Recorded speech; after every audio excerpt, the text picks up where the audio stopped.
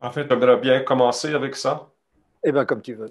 avec la cérémonie d'ouverture pour nous mettre sur la même longueur d'onde, accorder nos vibrations, nos fréquences, invoquer nos ancêtres. Et d'ailleurs, pour tous les auditeurs, je les inviterai à chanter avec nous.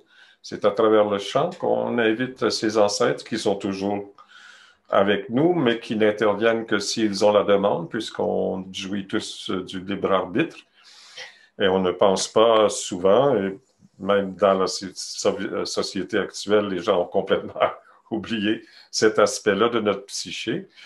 On oublie souvent de faire cette demande-là. Alors nous, on la fait toujours au début de toutes nos activités pour donner justement l'unité, le sentiment de synchronicité, d'harmonie avec l'ensemble de la vie.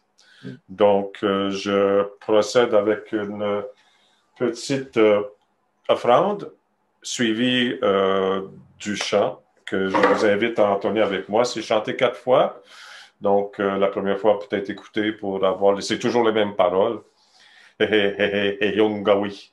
Tout le temps la même chose. Donc, Ok. ça parle du monde de la forme idéale. On établit le lien avec le monde spirituel.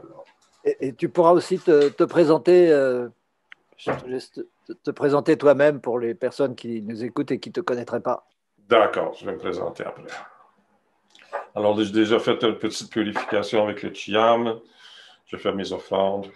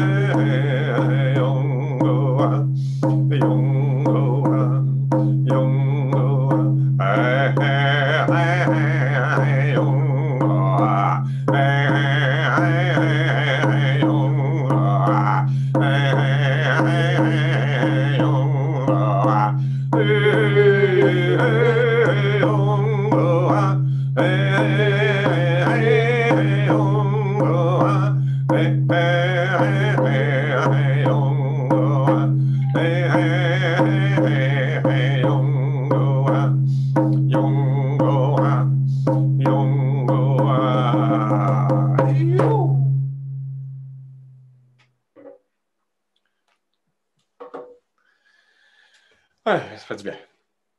Alors, oui, moi, je m'appelle Aigle Bleu.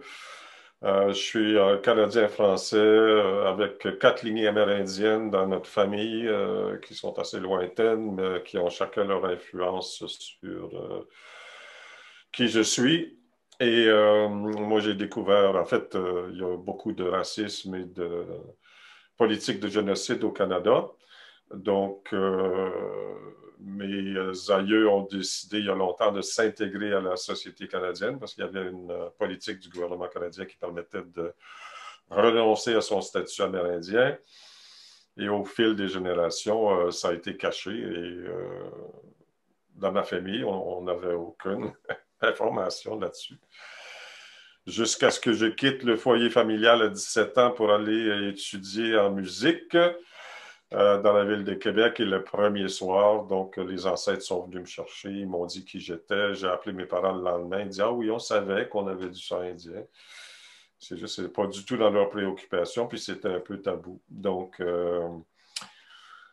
mais avec ce que les ancêtres m'avaient demandé de faire, ça m'a parti sur une quête spirituelle qui dure depuis. Donc, depuis 40 quelques années, presque 50 ans, depuis 50 ans. Donc, je suis en cheminement pour, non, pas tout à fait 50 ans, excusez-moi, mais bref, là, ça fait longtemps que je suis en cheminement là, pour trouver des explications. D'ailleurs, en préparant notre rencontre aujourd'hui, je réalisais que pour prouver un peu ce que je vais affirmer, ce dont je vais parler aujourd'hui, il faut dire que j'ai commencé à réfléchir à tout ça à l'âge de 5 ans. Moi, j'avais réalisé à la suite d'un voyage en campagne, puis être revenu en ville où ils avaient rasé un boisé pour bâtir des maisons en rangée, un boisé où j'allais jouer. Puis là, j'avais compris, parce que j'avais vu en campagne comment les gens vivaient, d'où venait la nourriture.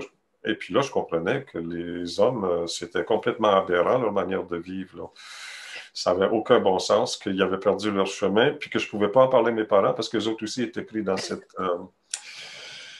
ce système-là. Et puis, donc, j'ai commencé à chercher à cet âge-là, à comprendre, par les lectures en premier. Et puis, à un moment donné, là, à l'âge de 17 ans, quand j'ai compris qu'on avait du sang indien, j'ai beaucoup, beaucoup compris beaucoup de choses. Et puis, je n'ai pas cessé depuis.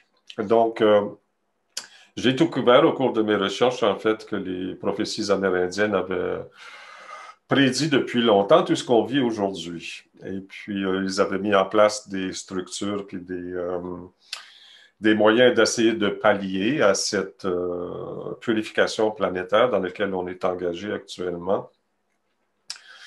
Parce que c'est un processus qu'on voit depuis longtemps. Il faut comprendre que l'histoire du système, là, si tu veux, le gouvernement mondialiste actuel, là, les gouvernements qu'on a, le système basé sur la finance et l'argent, là, c'est quelque chose de très récent. Hein. Les civilisations, là, ça date de 12 000 ans. On a l'impression, quand on parle du mot civilisation, que c'est quelque chose de positif, de progressif, mais en fait, c'est pas du tout ça. Ce qu'on détermine comme civilisation, c'est une structure hiérarchique. Il y a des gens en haut d'une hiérarchie qui contrôlent les gens en bas. C'est ça, les civilisations. Et c'est contraire aux lois universelles, mais c'est typique de toutes les civilisations qu'il y a depuis 12 000 ans, qui ont toujours grandi, puis qui se sont toujours effondrées aussi, les unes après les autres. Hein. En 12 000 ans, on a eu 24 civilisations qui ont eu des progrès ahurissants et qui se sont effondrés, parce que c'est toujours la même structure, une élite en haut qui contrôle les gens en bas. Et puis là, c'est rendu mondial, là, on le voit aujourd'hui, pour leur propre profit personnel. Puis à un moment donné, ces gens-là deviennent tellement dévoyés, tellement contre nature que la civilisation dans laquelle ils se trouvent s'effondre pour être remplacée par une autre. Tu sais, depuis 12 000 ans, 24 fois le même processus. Là, c'est mondialiste. Là, quand ça va s'effondrer, ça va faire boum. Donc, nous, notre histoire, c'est pas 12 000 ans. Là. Notre histoire, c'est 127 500 ans d'histoire continue où on a vu ce même processus-là se produire 4 fois maintenant. Quand l'homme perd son chemin, parce que l'homme, c'est supposé d'être la conscience de la Terre. Son rôle ici, c'est de faire le paradis terrestre. Hein, c'est ça.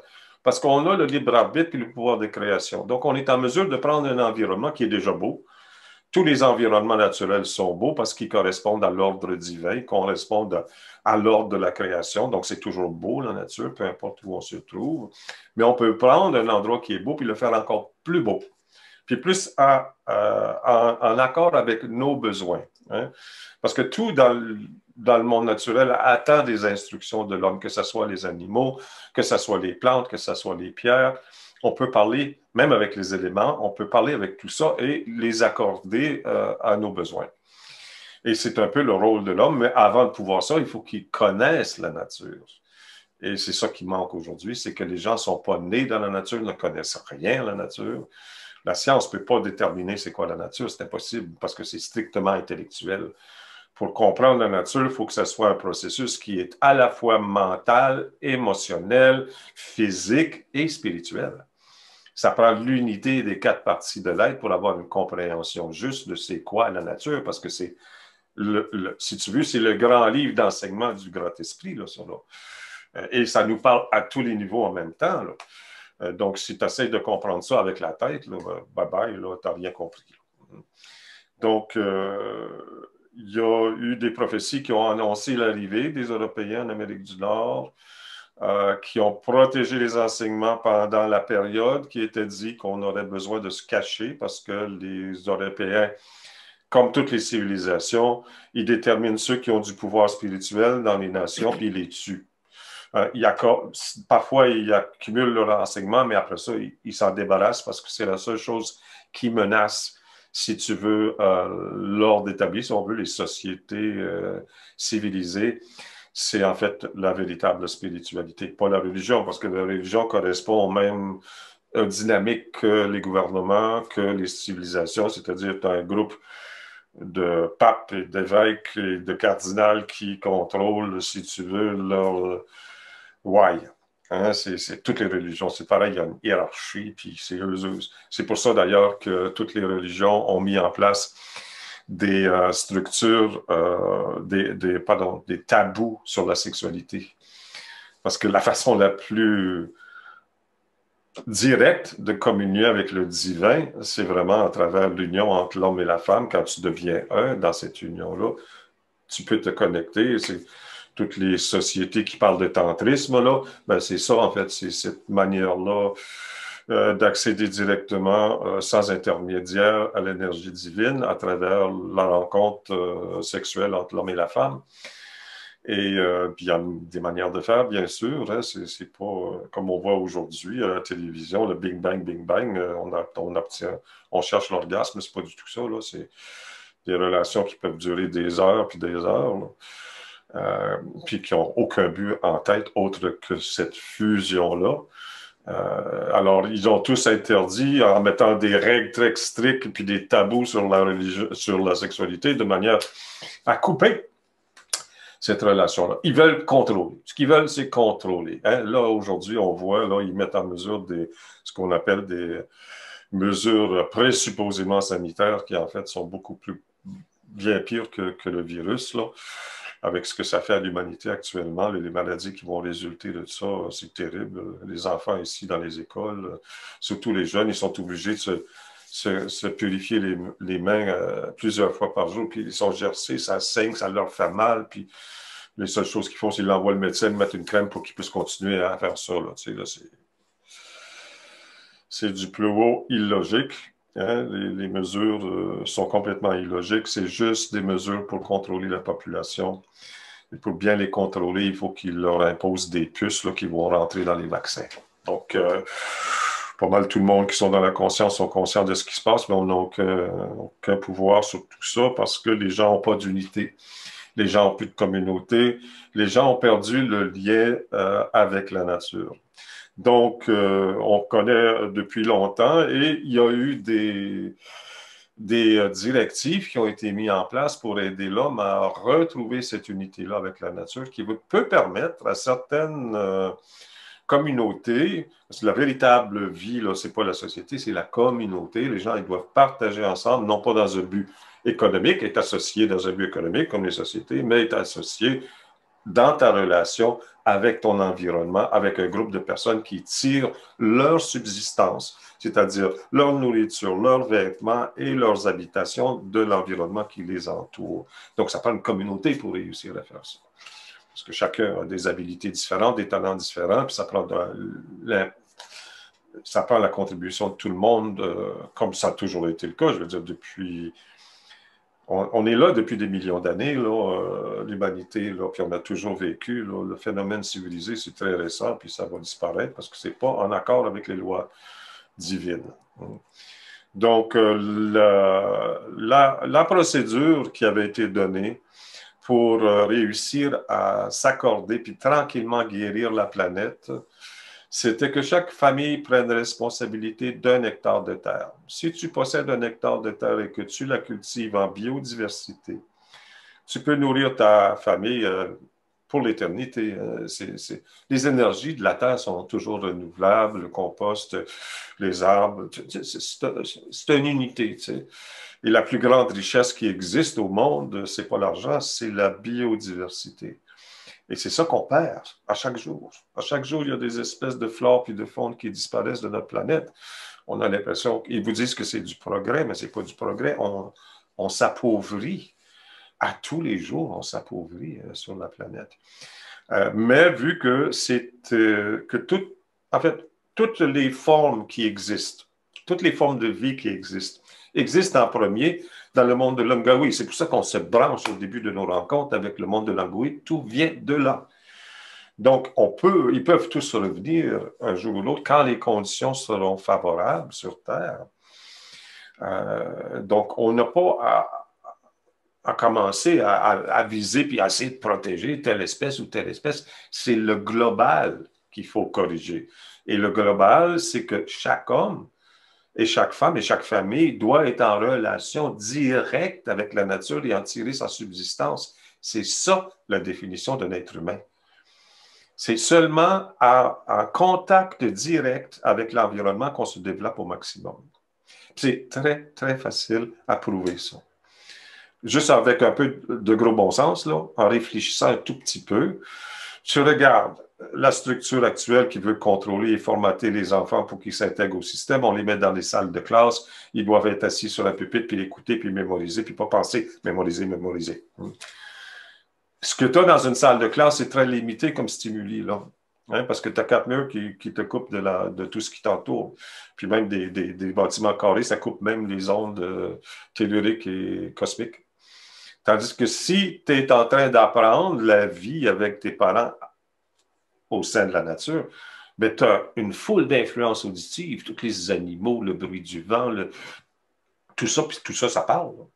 Et puis ensuite, la vision, elle change tout le temps, la nature, ça change tout le temps. Il y a les saisons, il y a les fleurs, c'est continuellement, à chaque instant, différent. Ce que tu reçois au niveau de tes yeux, puis ensuite ton odorat qui prend des informations très, très anciennes qui ont un impact jusque dans le cerveau reptilien.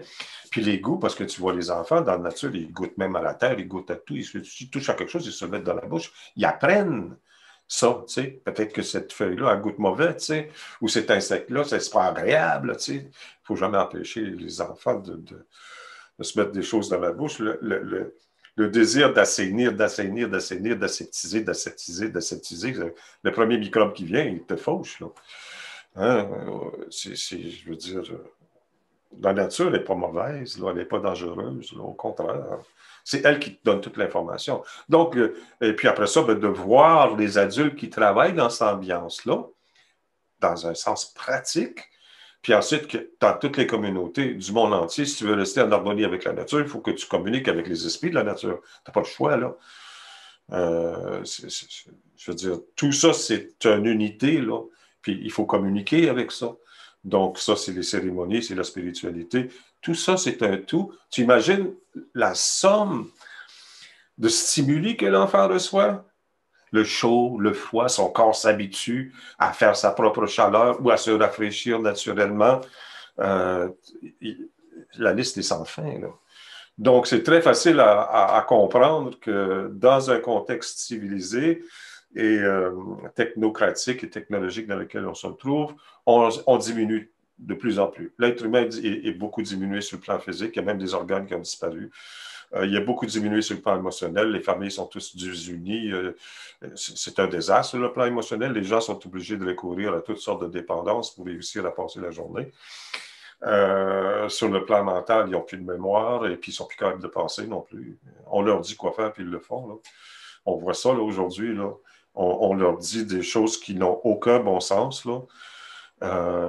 Porter un masque, et puis ça va être bon pour ta santé, là. Pas vrai.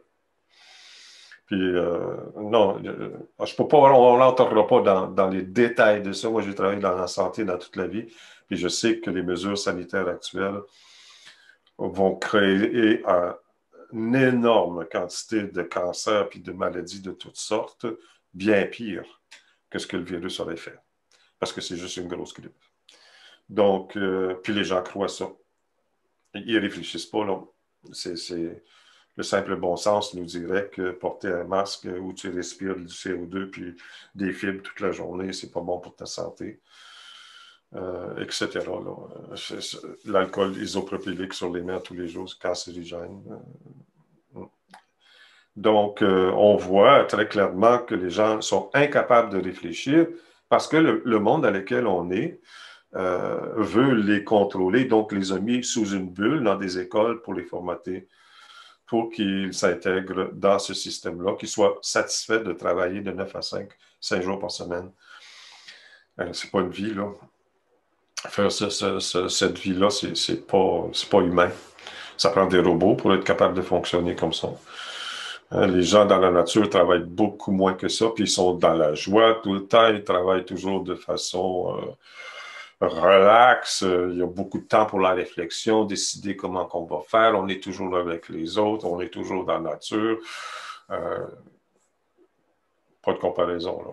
Aucune comparaison. Puis le côté spirituel, ben là, elle est presque inexistante. En fait, ce qui a remplacé la religion dans la tête des gens aujourd'hui, c'est le gouvernement.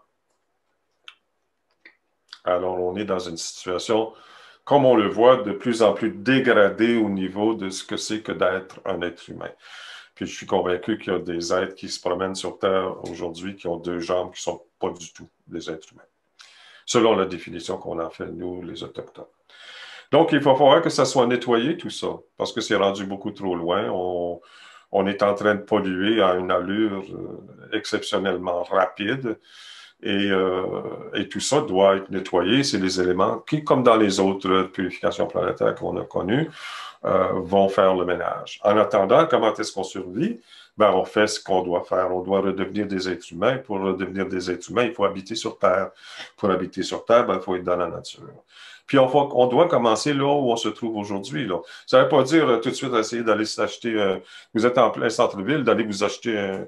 Puis c'est même bien possible pour la plupart des gens parce que les gens sont gardés pauvres dans la pauvreté par le système. Il y a juste une élite qui est riche. Donc, ils ne peuvent même pas faire ça, mais ça commence aujourd'hui. Ça commence tout de suite. Tu peux, par exemple, faire des germinations dans ta cuisine. Tu peux produire ta propre nourriture. Nous, ici, dans la maison, on produit de 40 à 50 de notre nourriture dans la cuisine. Avec des pousses puis des germinations qu'on utilise en jus puis en salade. Puis vu qu'on a une alimentation crudivore végétalienne, c'est majoritairement des légumes. Puis les légumes qui ont le plus haut taux nutritif de tous les aliments, c'est les jeunes plantes, parce qu'ils sont pleins de vie. Donc, les pousses puis les germinations qu'on produit dans la maison comportent entre 40 à 50 de notre alimentation. Donc, et puis des plantes, et puis peut-être faire un jardin communautaire. Tu sais, c'est très important de commencer tout de suite, puis là où vous vous trouvez. Parce que c'est avec, dans la vision d'avenir, visualiser votre domaine familial, c'est-à-dire 1 hectare de terre par famille. Il y a assez de terre sur la planète, même avec la population actuelle, pour fournir ça. Puis sans compter les océans puis les montagnes, les terres qui peuvent être arables, parce que même un désert, on peut le rendre cultivable, comme l'ont prouvé bien des nations autochtones qui vivent dans le désert du sud-ouest puis qui vivent d'agriculture, parce qu'ils communiquent avec les éléments. Donc, ils ont la pluie qu'ils ont besoin exact pour leur culture, même dans le désert. Donc, c'est vraiment recommencer à vibrer au sein d'une conscience planétaire où chaque famille prend responsabilité de la Terre. Responsabilité, puis à taille humaine, à taille familiale, c'est-à-dire on n'a pas besoin de plus qu'un hectare. Si tu veux commencer à avoir une culture, un élevage avec des animaux, là, ça prend beaucoup, beaucoup plus grand. Mais ce n'est pas nécessaire. On n'a pas une dentition, puis on n'a pas un système digestif pour digérer les protéines animales. On n'en a pas besoin. D'ailleurs, c'est beaucoup plus sain, comme l'ont prouvé, par exemple, l'Institut de santé Hippocrate aux États-Unis, qui guérissent tout avec l'alimentation. Une alimentation crudivore, végétalienne. Puis avec beaucoup de processus, beaucoup de germination, c'est là que j'ai appris beaucoup de choses que je peux partager avec la population aujourd'hui. Ils guérissent presque tout, très facilement. Le taux de réussite pour guérir le cancer, non pas une rémission, mais une guérison du cancer, au-dessus du 90%. L'alimentation. Donc, tu sais, la santé, c'est beaucoup plus simple qu'on le pense. Parce que, en fait, la médecine actuelle, elle ne connaît pas du tout la santé. Ce qu'elle connaît, c'est la maladie. Telle maladie, tel médicament ou telle intervention. Donc, le médecin, quand vous allez le voir, commence pas à s'interroger. Est-ce que tu prends du soleil? Est-ce que tu bois de l'eau pure? Est-ce que tu manges de la bonne alimentation? Est-ce que tu fais suffisamment d'exercice? Est-ce que tu dors 8 heures par jour? Toutes les choses de base là, qui comportent. Il ne parle pas de ça. Il dit, quelle est votre maladie? Ah, vous prenez tel médicament. Parce qu'il travaille pour les pharmaceutiques. C'est des vendeurs de drogue. Malheureusement, il y en a qui ont beaucoup de bonnes intentions, mais ils sont formatés dans les écoles pour correspondre à cette société-là. Donc, pour commencer à comprendre c'est quoi notre nature aussi, la première activité la plus importante pour tous les êtres humains, c'est de marcher. Marcher au sein de la nature. Ça, c'est capital. C'est l'activité de base. Toutes les nations autochtones marchent beaucoup tous les jours. Peu importe dans quelle nation vous allez aller, partout dans le monde, la marche fait partie de ta communication. En marchant, tu régules les activités de ton corps avec ta respiration et tes battements de cœur. C'est ça qui se régule. Là. Tu commences à être un être vivant au sein du monde. Là, tu sais. Puis là, tu commences à percevoir les sons, les odeurs, comment la nature elle change continuellement. Puis si tu as le bonheur d'avoir un nectar, ben, tu marches autour de ton nectar en faisant des spirales. Puis là, tu vas voir qu'est-ce qui pousse. Parce qu'au début, tu n'as même pas besoin de commencer à cultiver ton domaine familial. Là. La première chose, c'est pas de commencer à cultiver. La première chose, c'est de marcher autour puis de voir qu'est-ce qui pousse déjà. Parce que la nature a une grande intelligence, puis ce qui pousse déjà est déjà, il y a en grande partie qui est déjà comestible. Là. Il y a beaucoup de choses qu'on appelle des mauvaises herbes, là, comme des pissenlits, que tout se mange. Là. La racine, la fleur, la feuille, tout se mange dans un pissenlit. Là. Et puis, il y en a beaucoup comme ça là, de plantes. Puis chaque plante aussi, elle a un message, elle a un enseignement. Les animaux qu'il y a là. Et puis là, tranquillement, vous allez commencer à voir au cours des saisons, comprendre cette harmonie-là, de qu'est-ce qui se passe. Parce que chaque jour, il y a une nouvelle plante qui éclot. À chaque jour, il y a des nouvelles fleurs. À chaque jour, il y a d'autres animaux, il y a d'autres climats. Et tout ça, ça fait partie de ce qu'on doit apprendre dans notre compréhension de la nature. Puis il faut que ça vienne direct. Tu sais, on peut apprendre là, comment cultiver à partir des livres ou des cours et des enseignements, mais il y a un enseignement de base qui ne peut pas être communiqué par une autre personne parce qu'elle doit parvenir à la fois, comme on a expliqué, sur le plan physique et sensoriel, sur le plan émotionnel, parce que vous allez voir parfois certains, comme hier, OK, je fais le tour, puis à un moment donné, je m'arrête et toc, toc, toc, toc. Il y a un pivert, un pic de bois. Là. J'aurais pu le toucher, il était juste là, ils ne sont pas farouches. Et puis, il y a une musique. Hein? Tatam, tatatam, tatam, tatam. Il y a déjà toute une. En tout cas, à tous les jours ici, moi, il se produit des choses comme ça. Et ça, c'est sur le plan émotionnel là, que la communication s'est faite. Hein? Mais c'est un ensemble. Puis après, il y a des communes. Tu sais, lire les signes, par exemple, dans la nature, ça vient par l'émotion. C'est pas le signe lui-même qui te parle, c'est l'émotion que tu ressens au moment où cette chose-là, sans ça, tout serait un signe, là. On n'aurait jamais fini. Comment est-ce qu'on sait que c'est un signe ou c'est pas un signe de la nature, que c'est l'univers qui te parle, puis le Créateur, bien sûr, le grand esprit à travers sa création. Il nous parle jamais directement, il nous parle par sa création. Donc, qu'est-ce qui nous dit que ça c'est adressé directement à nous? C'est l'émotion qui vient avec. Et bien sûr, ben là, vous commencez aussi à développer votre mémoire beaucoup, là, pour, tu sais, vous placez, par exemple, un autochtone dans la forêt, il va retrouver son chemin. Vous placez un homme civilisé dans la forêt, il est perdu au bout de 5 minutes parce qu'il n'y a pas la mémoire. Tout pour lui se ressemble, hein, tandis que l'Autochtone, il voit les différences qu'il y a parce qu'il connaît la nature. Donc, cette marche-là autour de votre domaine familial, c'est primordial pour commencer à vous accorder sur le physique, sur l'émotionnel, sur le mental et sur le spirituel avec la nature qui vous entoure.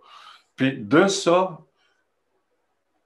va découler tout le reste. Vous allez savoir quoi faire. Vous allez savoir quelle plante utiliser. Vous allez savoir comment communiquer. Vous allez recevoir beaucoup d'informations. Hein. Le reste, là, tous les détails de la vie pratique, là, ça vient tout seul quand tu es dans le bain, quand tu es sur le plancher des vaches, comme on dit. Excusez-moi, quand vous êtes en train de faire ce travail-là, hein, quand vous êtes en train de vous installer, puis là, les ressources vont venir.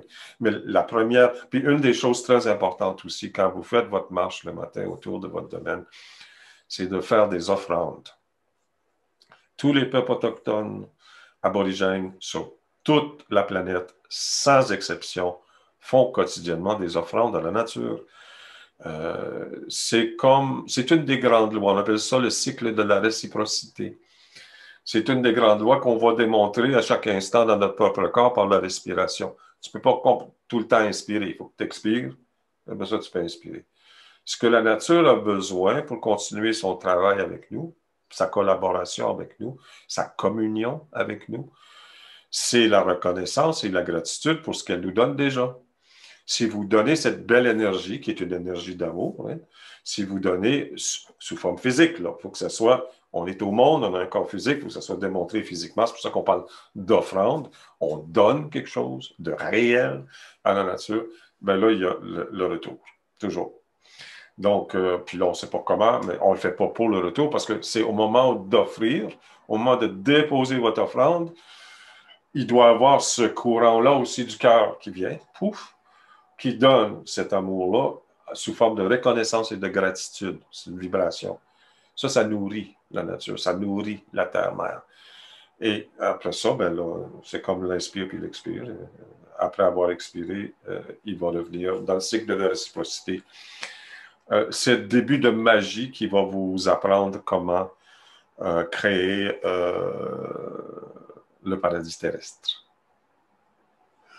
Tranquillement, une journée à la fois. Et la première étape, c'est que chaque famille prenne responsabilité pour un hectare de terre et qu'on guérisse la planète Terre, une famille à la fois, un hectare à la fois. Et bien sûr, essayer de construire ou de faire des congrégations là, de domaines familiaux pour retrouver nos communautés qu'il y a toujours eu dans l'histoire de l'humanité où les gens s'entraident. Alors ça, c'est vraiment la base. Je sais que Franck m'a demandé aussi de glisser un mot sur la famille arc-en-ciel, qu'on appelle aussi parfois la nation arc-en-ciel. Alors, donc, ça faisait partie de nos cérémonies. Ce qui était dit, pardon, nos prophéties. Ce qui était dit dans nos prophéties, c'est que après la grande destruction qu'apportait l'Européen, il viendrait où tous les porteurs de connaissances et de sagesse devaient se cacher et ne pas révéler ouvertement ce qu'ils portaient et d'enseigner uniquement dans la famille, c'est-à-dire de père en fils et de mère en fille. Il viendrait au temps où l'homme étrange, là, ils appelaient l'homme étrange, parce qu'il se comportait de manière complètement étrange, puis il ne leur ressemblait pas du tout, il avait la peau très blanche, du poil partout. Euh, et les blagues qu'on fait, c'est que ça fait pas longtemps qu'ils portent les vêtements, c'est pour ça qu'ils ont encore du poil partout. Que cet homme étrange-là, bien, les fils et les filles de cet homme étrange-là se mettraient à s'habiller comme des Indiens, à marcher pieds nus, puis à parler aux abeilles et aux fleurs. Et quand le mouvement hippie a parti en 1967 de San Francisco, en Californie, il s'est répandu à travers le monde, où là, il y a eu des jeunes qui ont commencé à se laisser pousser les cheveux, qui s'habillaient en mettant des fleurs sur leurs vêtements. On les appelait les hippies à ce moment-là. Pratiquaient l'amour libre, hein, c'est ça, parler aux abeilles et aux fleurs, c'est ça qu'on a compris ce que ça voulait dire. Et à vouloir vivre dans la nature. Et tranquillement, ce mouvement-là, les Amérindiens ont reconnu le signe qui avait été donné, puis c'est là que les familles qui avaient toujours gardé les enseignements secrets ont commencé tranquillement à ouvrir puis à enseigner. Ils pensaient que ce serait les leurs qui viendraient.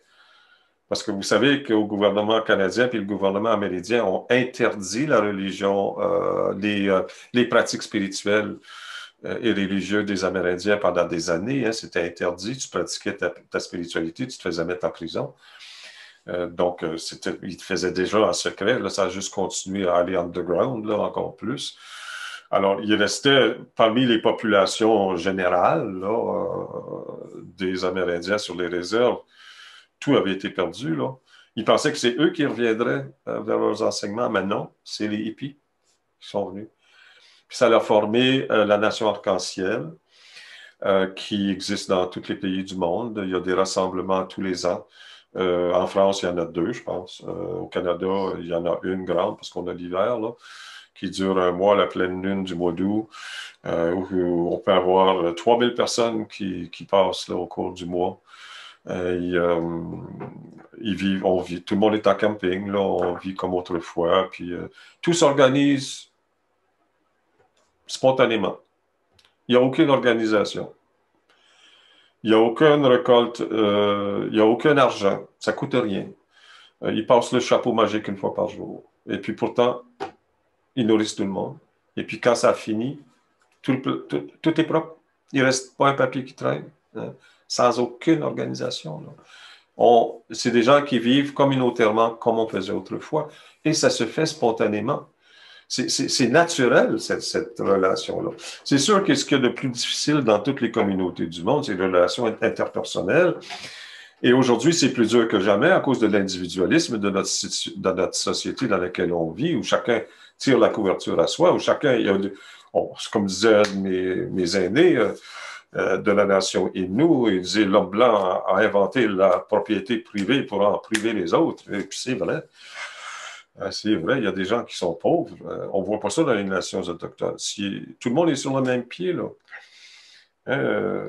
C'est une des choses qui a le plus surpris certains Autochtones qui ont voyagé après, qui ont sorti de sociétés traditionnelles, puis qui se retrouvaient dans des villes, et puis qui, là, ils voyaient des immeubles qui montaient jusqu'au ciel, là. Donc ils traduisaient une richesse incomparable, puis des gens qui rentraient dans ces édifices-là,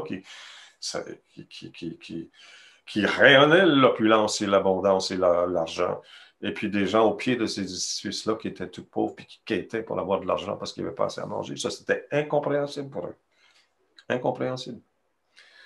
Et donc, le partage, vu qu'on vit dans une société qui a cette mentalité-là de séparer les gens à tous les niveaux, selon leur standing, selon leur travail, selon leur classe, selon leur caste, selon leur revenus, etc., etc., etc.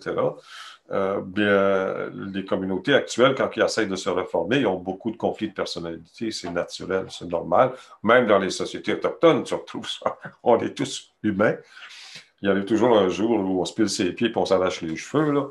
Ben, il y a des structures dans les communautés naturelles pour adresser ce genre de choses-là, ce qu'on appelle le cercle de guérison. Hein. Et vous avez une bonne description de cela dans un de mes volumes, là, le cercle de toutes nos relations, parce que ça se fait aussi avec les autres formes de vie qui existent. Hein. Mais c'est important qu'on commence avec soi, puis c'est la façon d'écouter l'autre. Toutes les communautés, ils vont avoir ce problème-là. Puis la manière de le régler, c'est que tu t'assois puis tu écoutes l'autre. Et c'est pour ça qu'on fait passer un objet quand on a un cercle de parole. C'est-à-dire qu'on sait c'est qui parle, puis on n'a pas le droit de l'interrompre. Puis on n'a pas le droit d'en parler en dehors du cercle. C'est privé, c'est un environnement de guérison. Puis tu n'as pas le droit de parler au-dessus. Là. Tu dis, toi, tu es ça, toi, tu n'as pas le droit de faire ça. Tu peux dire, moi, je vis telle chose quand il y a tel comportement autour de moi. Tu sais.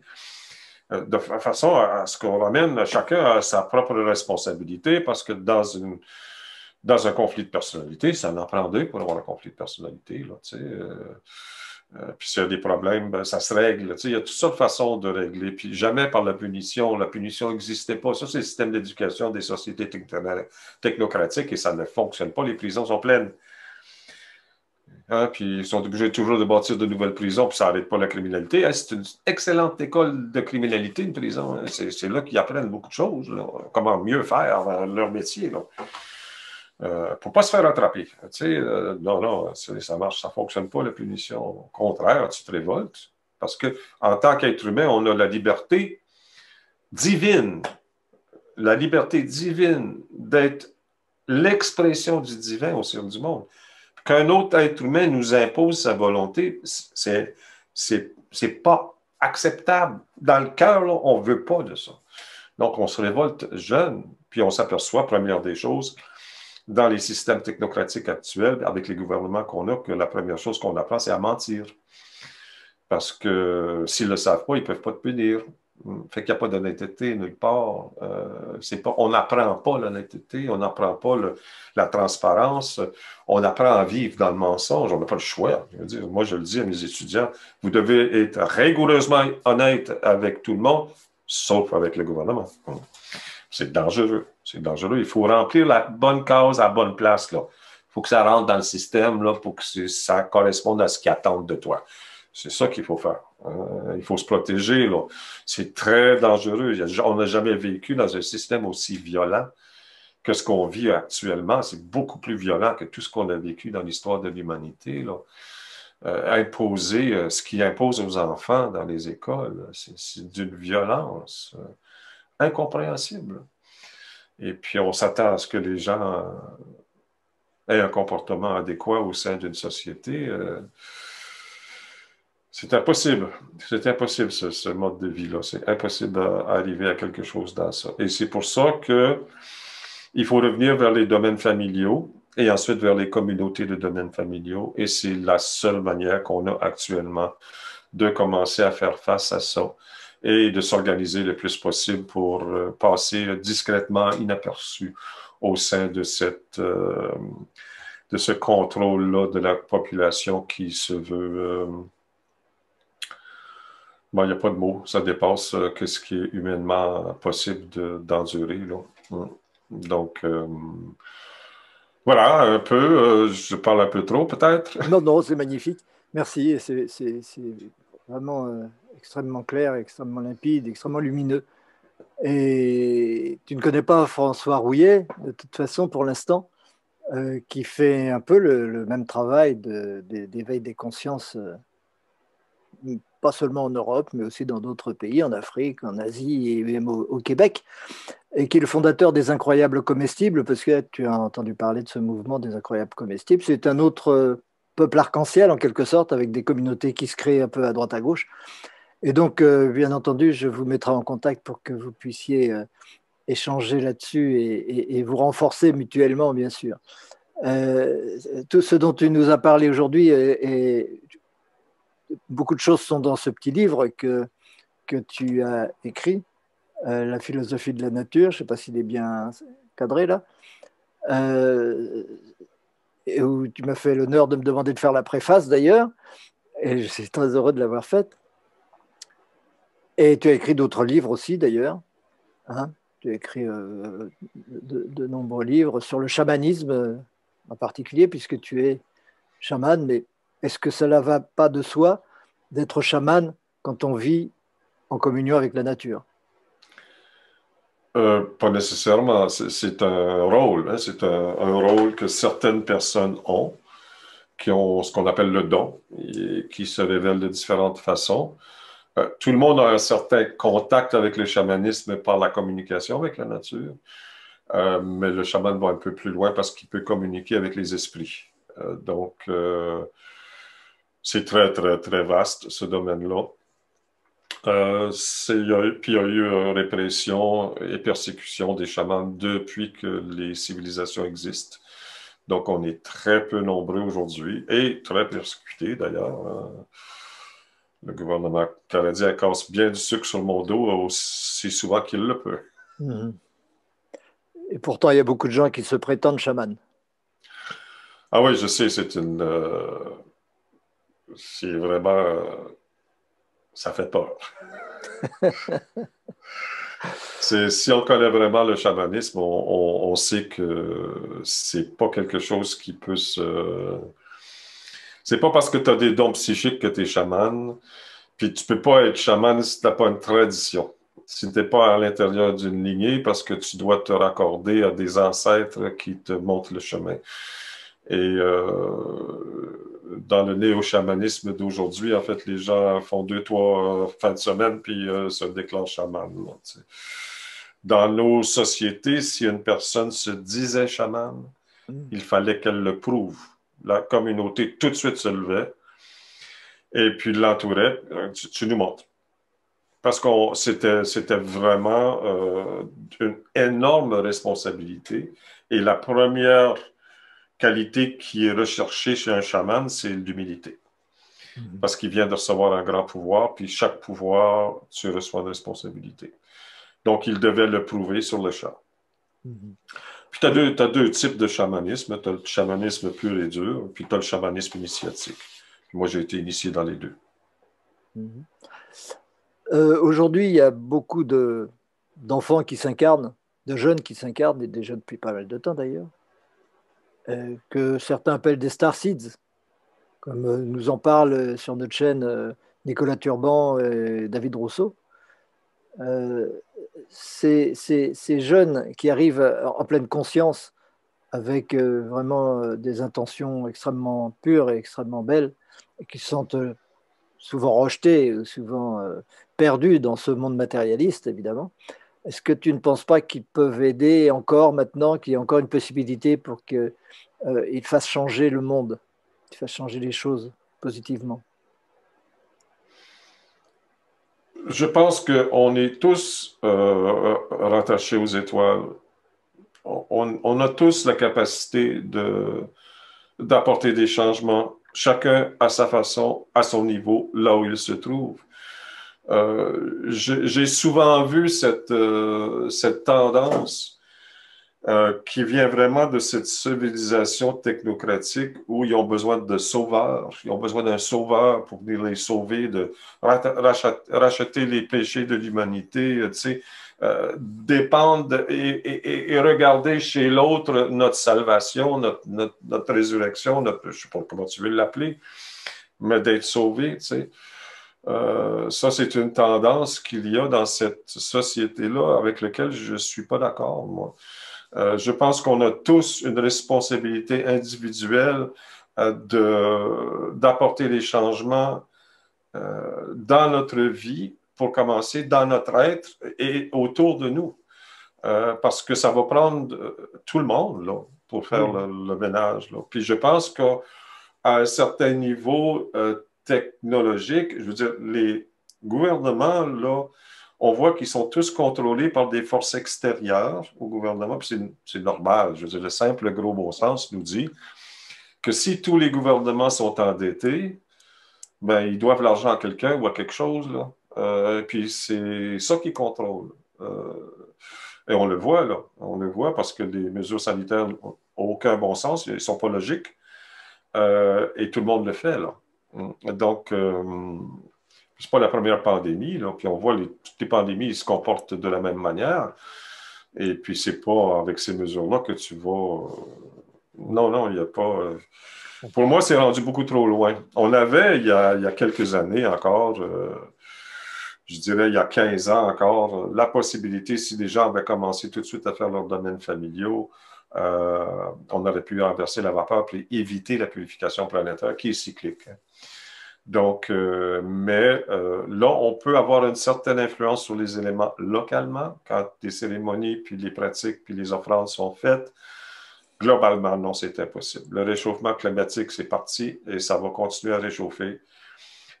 Ils ralentissent pas la pollution. Il n'y a rien qui ralentit à ce niveau-là. Il n'y a pas de conscience au niveau des gouvernements parce que les gouvernements sont sous l'influence de l'argent et les grosses compagnies n'ont aucun intérêt à ce qu'on coupe leur profit dans un souci d'écologie.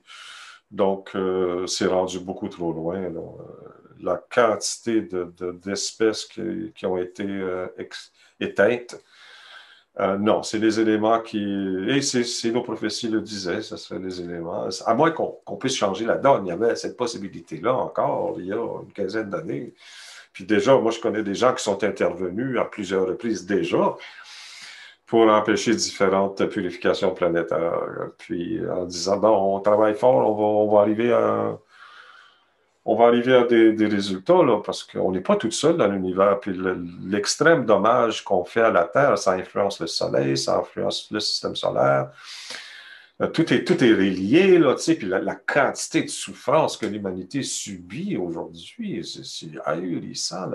La quantité de guerre, de pauvreté, de maladies, d'injustice, de pollution, c'est Oui. ahurissant, tu sais. Et de souffrance qu'on fait subir aux animaux aussi, c'est À tous les niveaux, c'est considérable. terrible. Tu sais, puis ça réverbère. Puis, bon, il y a des êtres cosmiques qui sont déjà venus, puis ils sont montrés, on est capable de faire le ménage tout de suite, là. Il y a des gens très, très, très élevés, là, spirituellement, qui ont intervenu pour que ça se fasse autrement, puis qu'on nous donne un peu de temps, mais là, le temps Oui. est écoulé. Là, on ne En tout sait cas, pas quand, mais il va y avoir un renversement d'épaule. Les océans vont monter de 300 mètres. Toutes les ports de mer vont être engloutis. Il n'y aura plus de livraison de pétrole, plus de nourriture qui se livre dans les villes. Non. mhm. En tout cas, C'est je parlais pas. les jardins. Tu sais, il n'y a pas de solution à trouver à l'intérieur d'un système tel Non, qu'on non, a mais aujourd'hui, technocratique. je parle La pas de sauveur. solution, elle est locale. Les gens en relation directe avec l'écologie, c'est là que ça se passe, Oui, pas oui. ailleurs. Mais Hum. justement, je ne parlais pas de sauveur. Je parlais justement de tous ces gens qui aujourd'hui sont conscients de ça et qui ne demandent que une étincelle pour mettre en marche cela. Et donc, s'ils sont suffisamment nombreux, est-ce que ça ne peut pas encore changer les choses? S'ils sont suffisamment nombreux. Mais ils sont de plus en plus nombreux, ils ne sont pas conscients parce qu'ils ils croient être tout seuls. Mais bon, ce qu'on essaie de faire aussi, nous, avec cette chaîne, c'est qu'ils se reprennent contact les uns avec les autres et qu'ils commencent Oui, à travailler ensemble. tout ça, c'est important. Tout ce qu'on peut faire, c'est important. Mais il y a un énorme ménage à faire. Il y a beaucoup de gens qui ne correspondent plus à ce qu'on pourrait appeler humain. Il y a beaucoup. Moi, j'ai des gens conscients, j'en côtoie tous les jours. Je n'ai que des gens conscients dans mes connaissances. Mhm. Et, la constatation est partout pareille.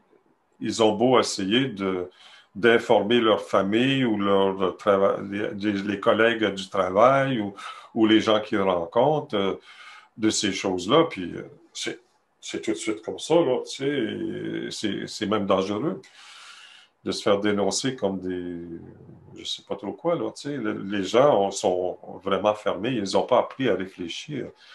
Donc, pour avoir, je veux dire, une transformation globale, il faudrait que minimum 50% de la population aille tout de suite sur les domaines familiaux. Oui, Si pour on toi, avait, c'est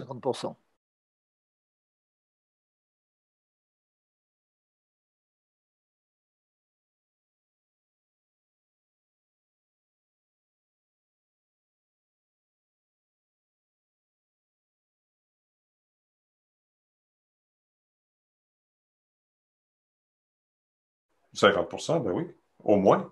Puis là, ça pourrait informer les autres parce qu'ils verraient les gens qui sont sur les domaines familiaux qui sont bien. Parce que les gens aujourd'hui, avec le mode de vie qu'ils ont aujourd'hui, ça crée une pollution à tous les jours qui est incroyable.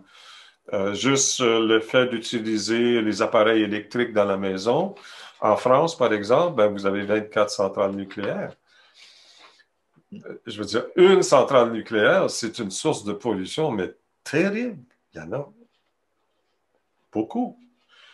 Donc, puis lorsque les changements climatiques vont apporter, comme on a vu au Japon récemment, vont apporter des dommages irrécupérables à ces centrales nucléaires, imaginez un peu il y aurait moyen, mais moi, ce que je constate, ce que j'ai constaté toute ma vie, parce que moi, j'ai commencé très jeune à faire ce travail-là, c'est que ça n'évolue pas beaucoup. Ça n'évolue pas beaucoup. Puis même, tu as des gens qui, hier, étaient conscients, qui ont choisi de retourner vers la société technocratique parce que la répression, puis le racisme, puis la ségrégation, puis la discrimination qu'ils vivent lorsqu'ils expriment leurs opinions, elle est trop forte. Mhm. C'est trop difficile. D'autres disent au contraire qu'il y a une accélération quasi exponentielle des prises de conscience et des changements d'attitude. Si on regarde les Chaque... mesures sanitaires, on n'a pas cette impression-là parce que la grande majorité des gens les suivent. C'est vrai, c'est vrai, c'est vrai. Mais bon, euh, on garde confiance en l'humain de toute Oh, j'ai façon, tout pour à ce qui fait reste confiance. d'humain. J'ai tout à fait confiance dans l'humanité. De toute manière, il n'y a jamais rien de perdu, là. Je veux dire, le véhicule qu'on porte aujourd'hui, c'est juste un véhicule, là. C'est temporaire, ça. On vient des milliers de fois sur Terre, là. On vient des dizaines de milliers de fois pour certains. Ça va qu'ils apprennent. Tu sais, c'est juste une expérience parmi d'autres, là. Je veux dire, l'histoire de l'humanité sur Terre, c'est des millions d'années. Ça, ce phénomène-là qu'on vit actuellement, c'est très récent dans l'histoire. Ça a à peine un clignement d'œil dans l'histoire de l'humanité. Mhm. Si nous, on marche sur notre sentier spirituel, si nous, on fait ce qu'on pense être juste, si nous, on s'oriente pour protéger la Terre, bien, on va revenir au sein d'une écologie qui va être parfaite. Là. Tout va se rétablir. Hein. On a des gens qui regardent dans l'avenir. Dans 5000 ans, il ne reste aucune ville, il ne reste aucune technologie. Tous les gens vivent comme autrefois. Il y a très peu de nations qui ont survécu, d'ailleurs.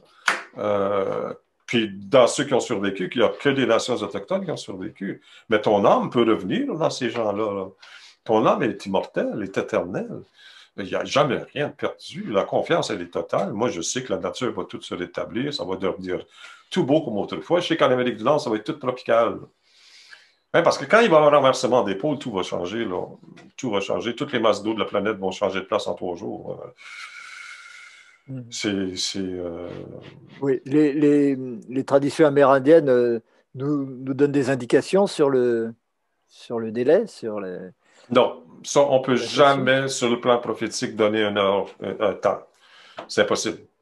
Parce que chaque décision de chaque être humain influence Mhm. ce qui vient dans l'avenir.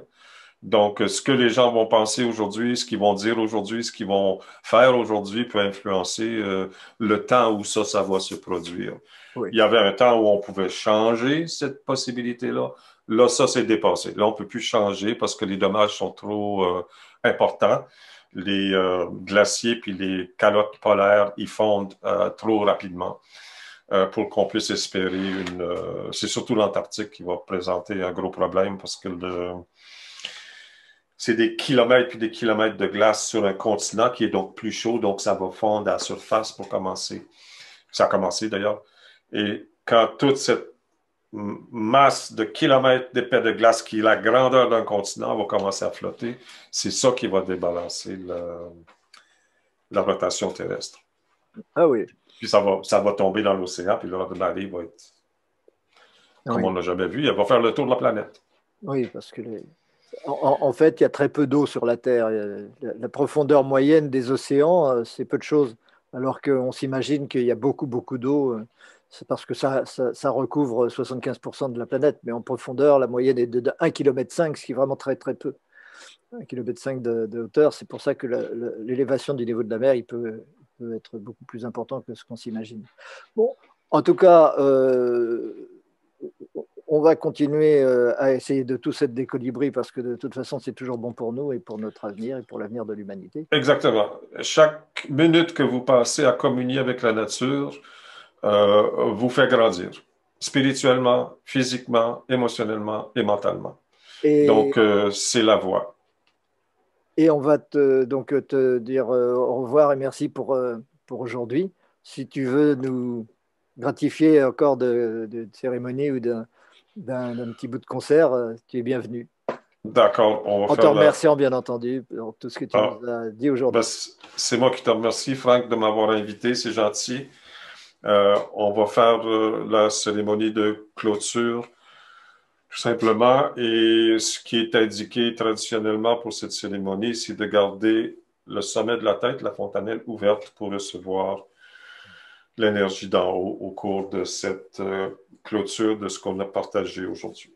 Et je précise que sur ton site, donc Aiglebleu.net, c'est mon aiglebleu.net, blog. tout simplement, J'ai beaucoup de matériel là-dessus. J'ai 3 sites en fait. Aiglebleu.net, c'est mon site personnel où je donne de mes nouvelles, puis où on peut trouver des concerts et des enseignements temporairement. Ils vont éventuellement migrer vers savoirancestral.com,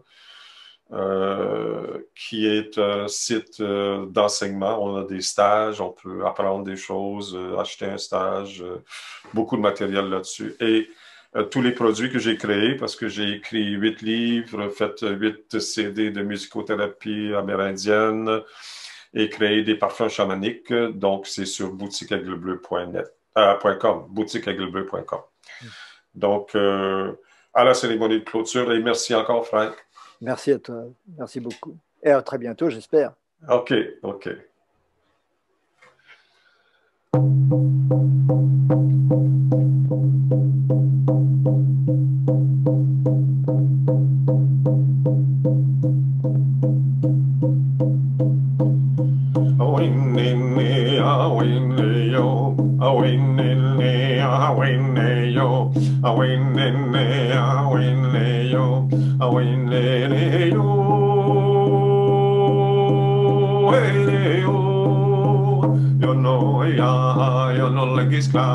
You know, hey ya, hi yo, hi yo.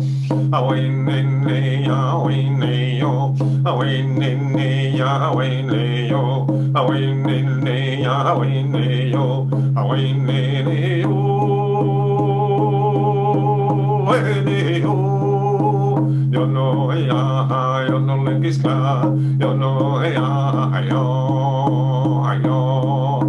Away ne ya, away ne yo, away ne ya, away ne yo, away ne ya, away ne yo, away ne yo,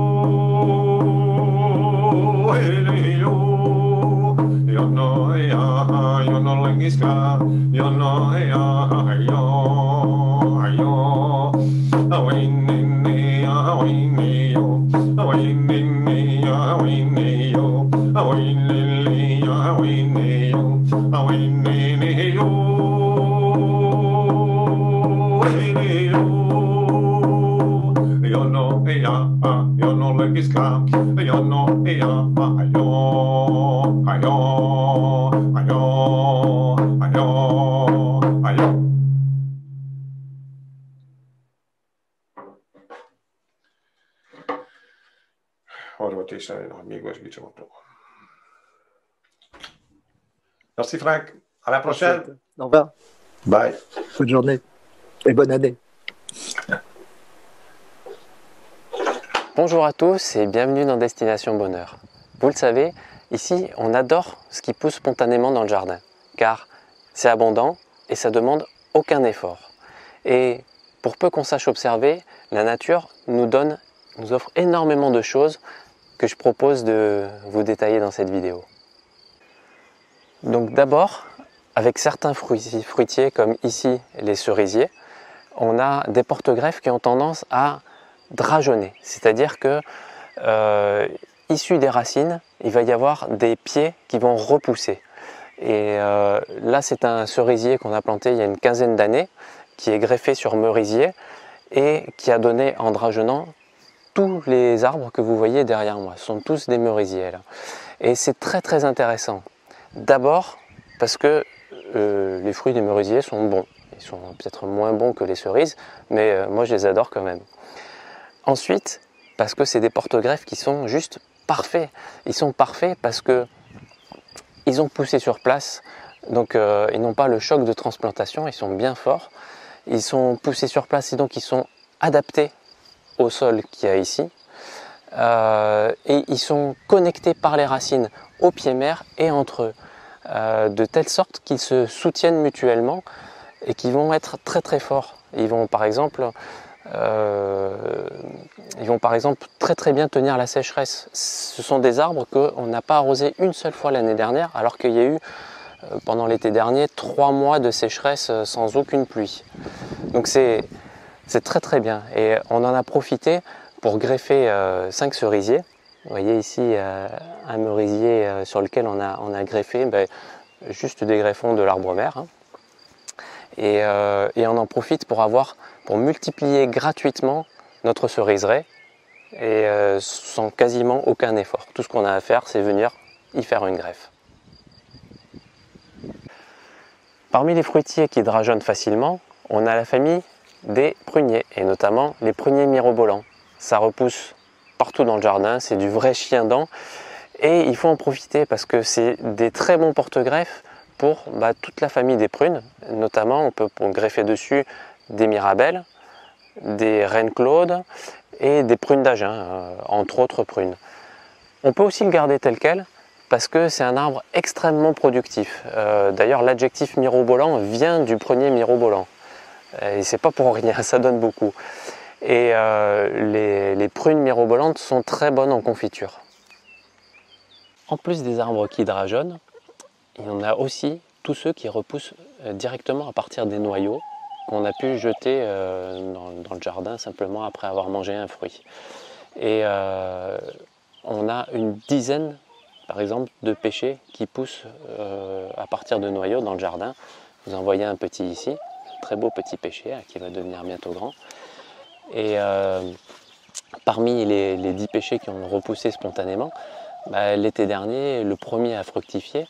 Et on a goûté les fruits, ils sont délicieux, on n'a même pas besoin de les greffer. Et vous voyez par exemple à côté, on a aussi d'autres pruniers mirobolants qu'on pourra greffer bientôt. Et ça pousse avec des graines de poulette.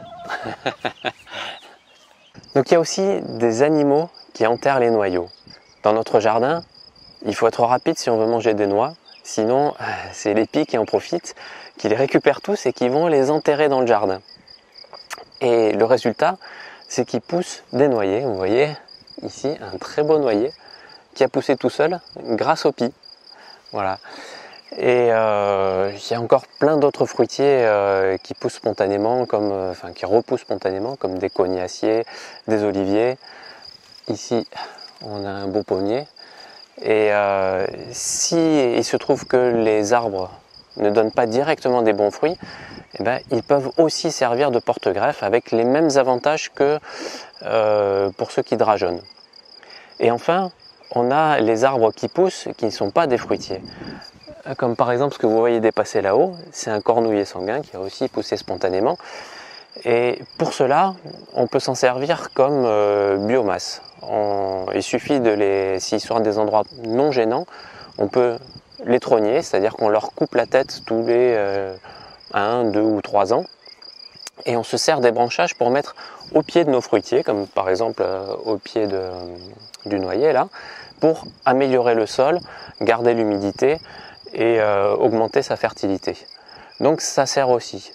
Et c'est simple, c'est à portée de main, on n'a pas besoin de le transporter depuis l'autre bout du jardin, il est juste à côté. Et en plus, il sert de vigie aux oiseaux qui adorent ça, et nous, ça nous permet de les observer.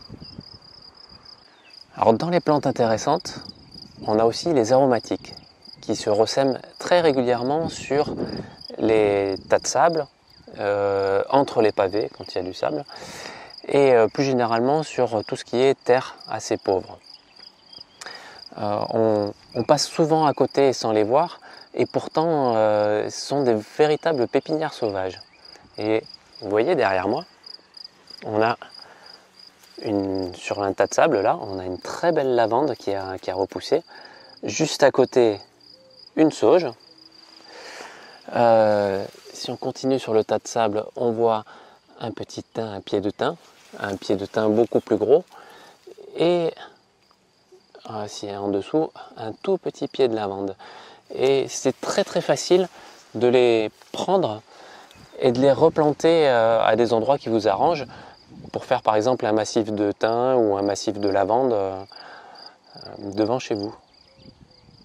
Et bien évidemment, nous avons les plantes sauvages et comestibles du jardin qu'on adore ici, vous le savez.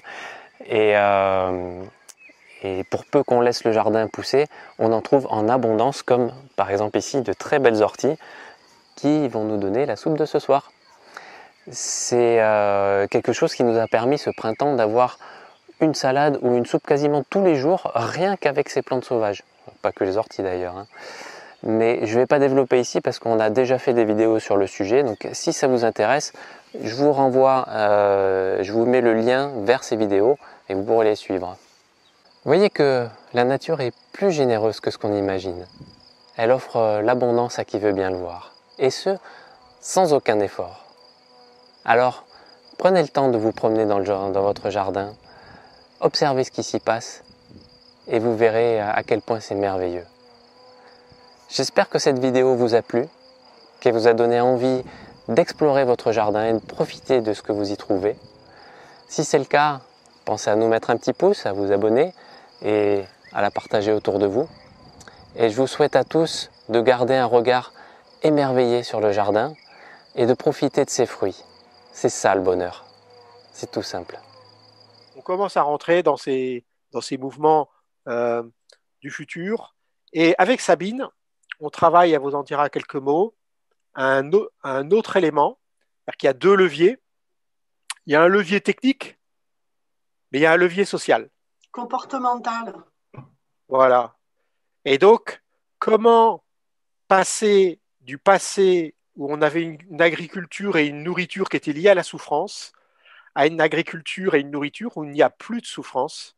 Et comment est-ce qu'on peut résoudre cela pour avoir une nourriture vivante, quasiment gratuite, avec peu d'efforts, peu de souffrance. Nous, on est à la recherche de communes dans le monde qui seraient intéressées pour être territoire pilote de l'autonomie alimentaire et de cette économie du futur qui va être une économie du partage et de l'échange de services par un autre mode économique qui ne dépendra plus de la mondialisation, mais qui dépendra du soin à la terre et du soin à l'autre et de la répartition équitable des ressources entre l'offre de services de chacun par rapport à la communauté.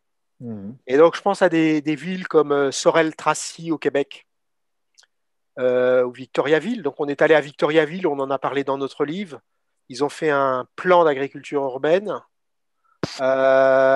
Sorel-Tracy, je les suis à distance. Ils ont lancé les incroyables comestibles à Sorel-Tracy. Et l'année dernière, ils ont lancé un projet pilote pour l'agriculture urbaine. Et donc, ils s'orientent progressivement, les élus et la population, avec les forces vives du territoire, vers ce type d'économie fraternelle, économie servicielle, économie de partage, basée à partir du soin à la terre et la production locale de nourriture. Et en France, Dominiquez, lui, Los Angeles, a lancé ce billet-là dont Sabine a parlé, donc la manne, et il a réussi, en quelque sorte, à s'affranchir des problèmes de foncier en créant les archipels nourriciers. C'est absolument révolutionnaire, ça, parce que imaginez, dans une ville, vous avez des pavillons avec des petits jardins autour, et vous avez une population qui est vieillissante. Donc, vous avez un couple de personnes âgées qui sont dans leur pavillon, ils se demandent s'ils vont aller à l'EHPAD, s'ils vont aller quitter la maison, ils aimeraient rester le plus longtemps possible, et puis il faut entretenir le jardin.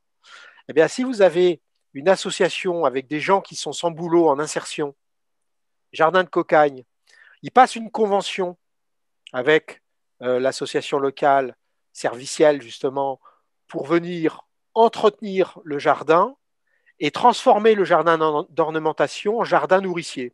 Mhm. Et à ce moment-là, les propriétaires vont recevoir le fruit de la mise à disposition de cette ressource sous forme de manne, les billets de la manne. Et la manne, ça produit des paniers de légumes bio gratuits. Enfin, voilà. Et donc, si vous avez un couple qui fait ça dans une commune, le couple d'à côté va dire, ah ben moi, comme ça, j'ai plus besoin d'entretenir mon jardin et j'aurai de la nourriture. Ah ben je vais le faire aussi. Alors, vous avez un îlot, puis un deuxième îlot, puis il y en a un troisième un peu plus loin. Et quand vous reliez tous les points, ça fait des archipels nourriciers dans le paysage. Et pour un peu, entre un bout d'archipel ici, un bout d'archipel là, il y a un endroit entre les deux qui appartient à la collectivité locale. La collectivité locale dit, bah, nous, on pourrait transformer ce parc en verger et on va connecter. Et en fait, les archipels se répandent et ça crée les paysages nourriciers dont on parlait tout à l'heure, avec les jardins-forêts, de proche en proche, sans problème d'argent et sans problème de foncier. Et en plus, c'est tenu par les gens eux-mêmes.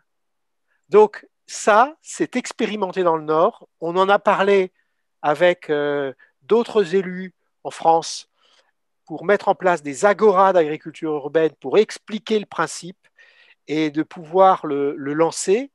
Et à l'heure où on dit qu'il y a beaucoup de pauvreté en France et du chômage, donc les gens n'ayant pas de travail, donc les gens ayant du temps, on pourrait transformer la ressource temps en production de nourriture et en richesse aussi bien pour les personnes que pour le territoire par la capacité à produire une alimentation vivante et de faire du territoire une terre d'avenir. Et on dit une terre d'avenir, c'est quoi?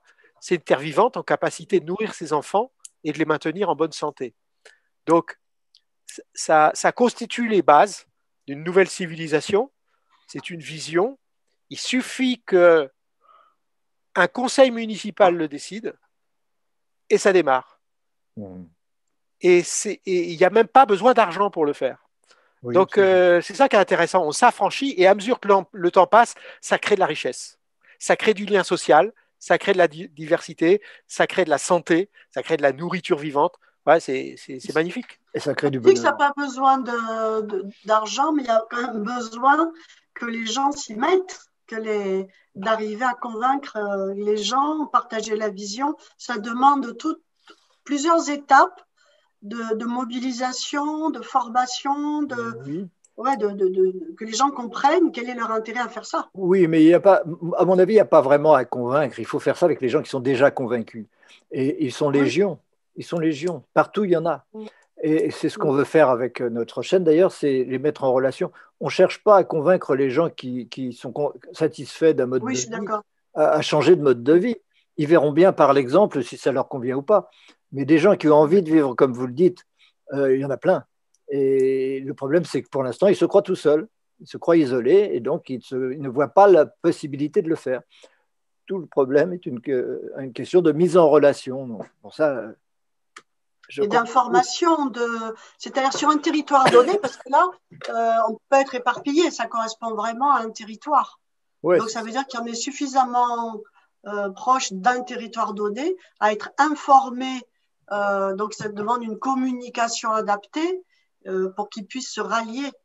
C'est pas convaincre, c'est rallier, les informer et les rallier. C'est ça, oui. Et qui passent le pas. Et en fait, qui passent le pas. Parce qu'il y a beaucoup de gens qui sont dans la détresse à l'heure actuelle, qui sont en ville et qui n'ont pas ces offres, qui ne voient pas d'autres opportunités que le mur qu'il y a devant eux, qui n'arrivent pas à franchir. Absolument. Je suis sûr que parmi les gilets jaunes, il y a une légion de gens qui sont prêts à ça. Quantité de gens qui sont prêts à ça. Oui, oui. Ça demande des conditions, mais il faut y aller, quoi. Enfin, je ne sais pas trop comment passer à l'acte, mais il faut y aller. Bon, il faut que les gens sachent que c'est possible. C'est pour ça qu'on fait une chaîne. C'est pour que ce genre de choses deviennent possibles, que les gens se disent ah bah alors pourquoi pas. Je découvre que j'ai des voisins ou des amis à quelques kilomètres de chez moi enfin des gens à quelques kilomètres qui peuvent devenir des amis parce qu'ils ont les mêmes intentions, eh ben, on les aide à se mettre en relation. C'est ce qu'on va faire avec notre réseau et l'autre. Et c'est ça qui peut évidemment changer les choses. Mais les deux mondes existent déjà. La cinquième dimension et la troisième, elles existent déjà. Il y a déjà des gens qui sont un pied dans l'autre, un pied dans l'une. Il ne s'agit pas de chercher la communication entre eux. Ça ne servira à rien. Les deux mondes se sépareront de plus en plus, de toute façon. Mais ceux qui sont déjà prêts à vivre dans la cinquième, ils sont là et c'est eux. C'est sur eux que nos efforts doivent porter. Est-ce là, il n'y a pas beaucoup de travail. Est-ce que tu crois que ces gens-là, est-ce que tu crois que ces gens-là moi, me semble-t-il, il y a quand même besoin d'un leader qui montre un cap et qui, quelqu'un qui a un peu de, comment dire, une certaine autorité naturelle pour dire, bon ben voilà, là il y a un terrain, voilà qu'est-ce qu'on peut faire pour enclencher le processus. On a toujours besoin de coordination et il y a des gens qui sont doués pour la coordination et d'autres qui ne sont pas doués pour ça. Donc c'est une compétence comme une autre. Et les gens qui ont envie d'aboutir à un résultat ne demanderont pas mieux que de suivre ceux qui sont capables de leur montrer le chemin. Ça me semble inévitable. C'est vrai. C'est ça qu'il faut arriver à trouver. Mais des gens comme ça, il en existe aussi. Et ces gens-là ont évidemment un charisme. Sinon, ils n'ont pas cette vision. Ils n'ont pas l'envie de faire ça. Tout est dans la passion, tout est dans l'envie. C'est ça qu'on suit. C'est quelqu'un de passionné. Un leader, c'est quelqu'un qui partage sa vision avec enthousiasme. Oui. Et voilà. Et des gens comme ça, il en existe. Il en faut plein. Mais oui. Il en faut plein sur les territoires. Il y en aura de plus en plus. De toute façon, je ne m'inquiète pas pour ça. Le plus urgent, c'est la mise en relation. Montrer que les gens ne sont pas seuls. Après, tout ça se fera. Mais d'abord, que les gens prennent conscience, les gens qui sont déjà conscients, prennent conscience qu'ils sont à deux doigts de vivre cela. D'un claquement de doigts, ça peut se mettre en route, ces choses-là, à condition de ne pas rester tout seul. Alors, la réponse, elle est simple. On l'expérimente au sein de l'Université francophone de l'autonomie alimentaire, grâce à la communication en réseau qu'on a mis en place avec les réseaux sociaux. Donc, il y a le portail Université francophone de l'autonomie alimentaire sur Facebook, et on a dit qu'il y avait 7 niveaux d'implication. C'est un mouvement qui va de bas en haut, comme les plantes qui poussent, ça va de bas en haut. Donc, niveau 1, ça commence par soi. Niveau 2, c'est le petit groupe local de transition alimentaire avec ses voisins. Niveau 3, c'est les collectifs de quartier. Niveau 4, c'est la commune, l'ensemble de la communauté. Et niveau 5, c'est le département. Niveau 6, c'est la nation. Et niveau 7, c'est la civilisation, l'humanité. Et donc, on a créé le niveau 7, Autonomie alimentaire 2020. L'année dernière, on commence à lancer le mouvement pour fédérer pendant les 4 années qui viennent. Et à partir du niveau 1, c'est-à-dire les personnes qui rentrent sur leur page Facebook, je vais vous donner l'exemple d'un cas. Une personne avec qui on travaille qui est animatrice au sein de l'université francophone, qui s'appelle Claire Moquier. Elle a enseigné l'agriculture urbaine sur l'île de Taïwan pendant 3 ans à Hsinchu, et elle est rentrée en France chez ses parents début de l'année dernière dans un village du Lot. Et donc, elle est au fin fond du Lot, et dans son environnement, elle n'a pas trouvé de personnes sensibilisées pour le moment à s'engager sur une démarche d'autonomie alimentaire dans cette dynamique de partage. Donc, elle nous a posé la question.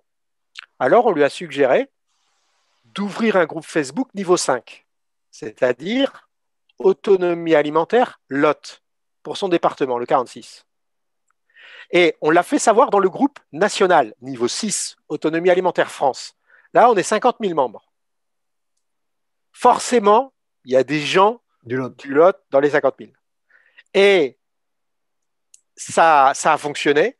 Il y a des gens qui sont rentrés dans le groupe et ils ont dit « Ah, mais moi, j'habite Cahors, moi, j'habite là, moi, j'habite là.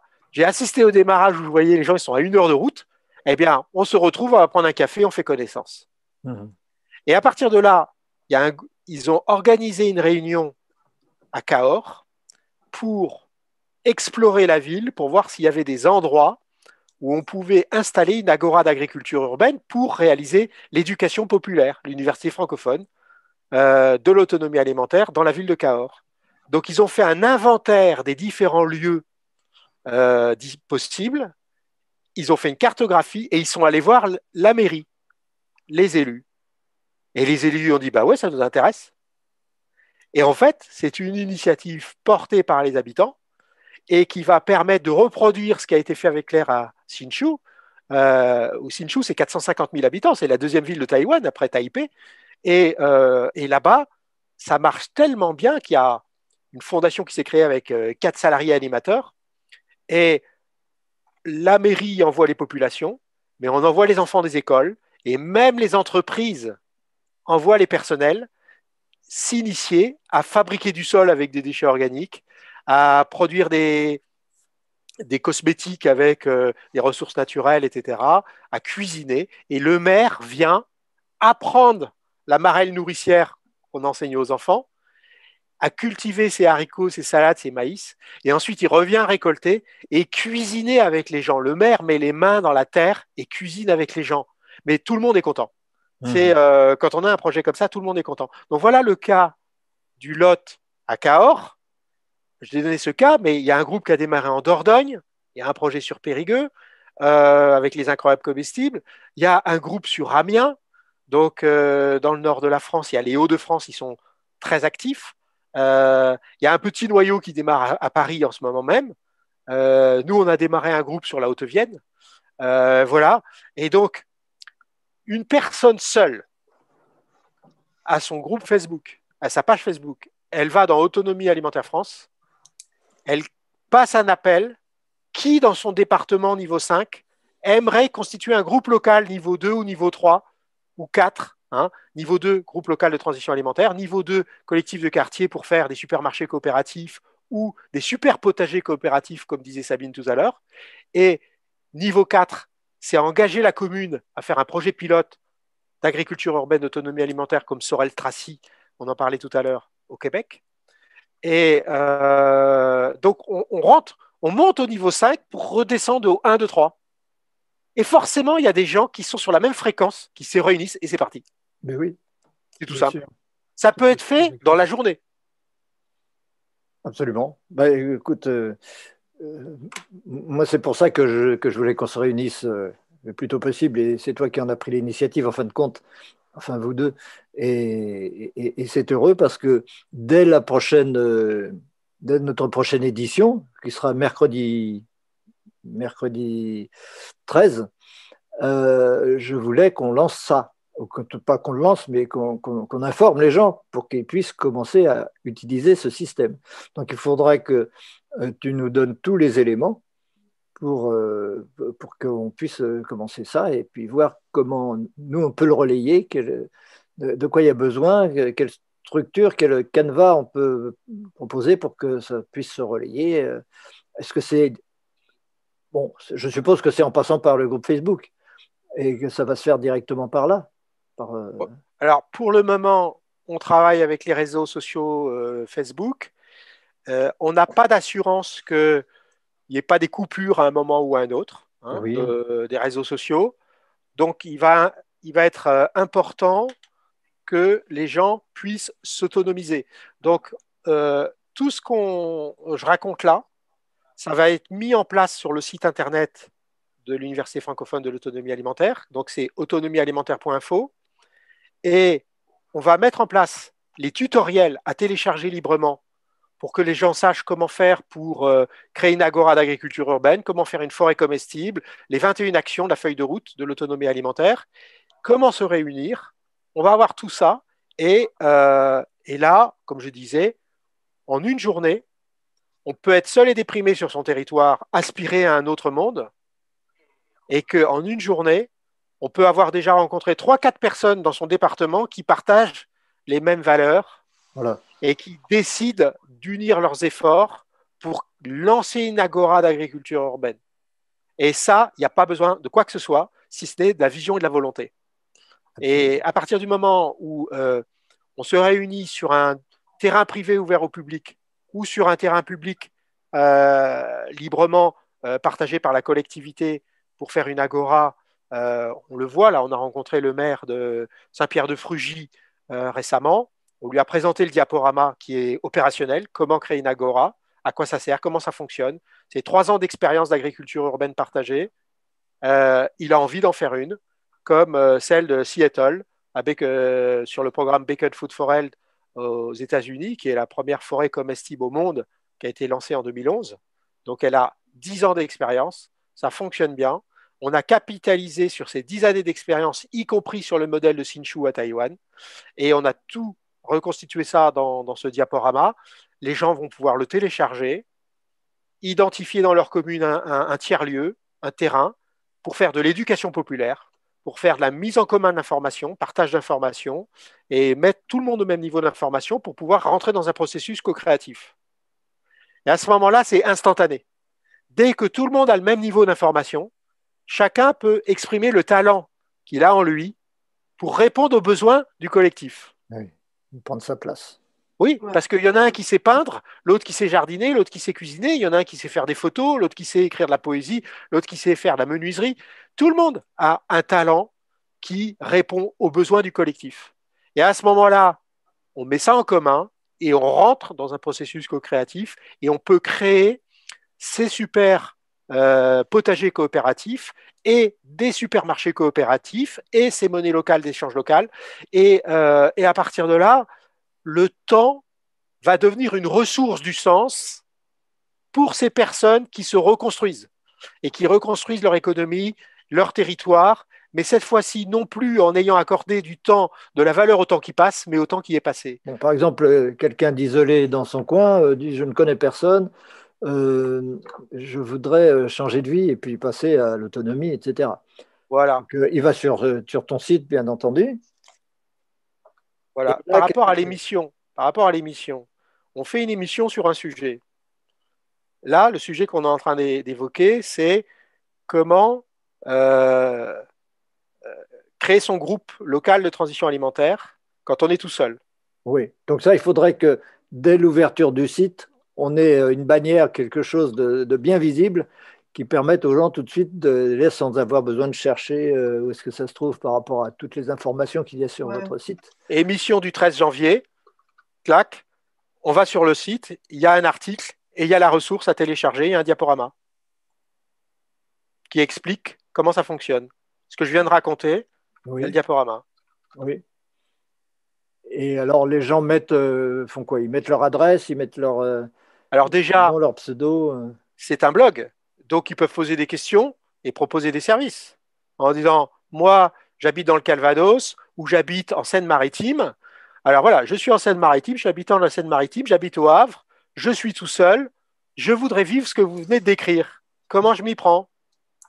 Et à ce moment-là, on peut répondre en disant ah, au Havre, il y a déjà un projet de jardin partagé, il y a un programme d'éducation populaire avec Khalil Gibran, et avec, comment il s'appelle, Sabine Gibril, pardon. Voilà, Gibril. Eh bien, Khalil Gibran, il est quand même mort depuis pas mal de temps. Ouais, Gibril, il appréciera Gibril, hein, la comparaison, oui, le lapsus.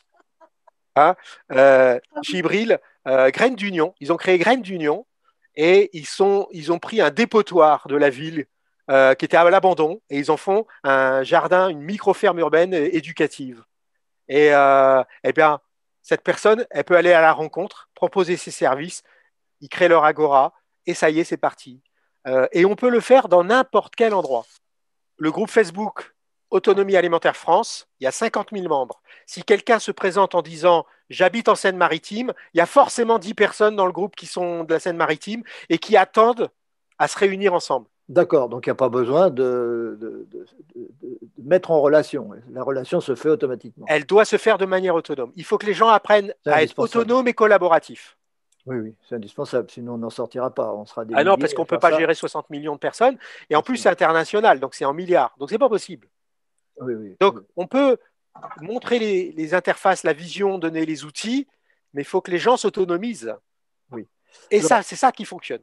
Alors, il y a un autre aspect de la question que j'avais envie de soulever avec vous, c'est que sur ce point-là, de créer son autonomie de vie alimentaire et en particulier, c'est une chose fondamentale.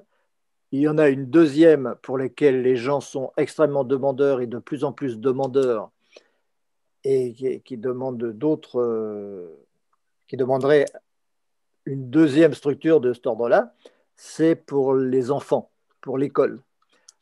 Parce qu'on ne pourra pas se permettre de proposer de l'autonomie aux gens si on ne leur propose pas aussi une solution pour la scolarisation de leurs enfants. C'est vraiment un point essentiel.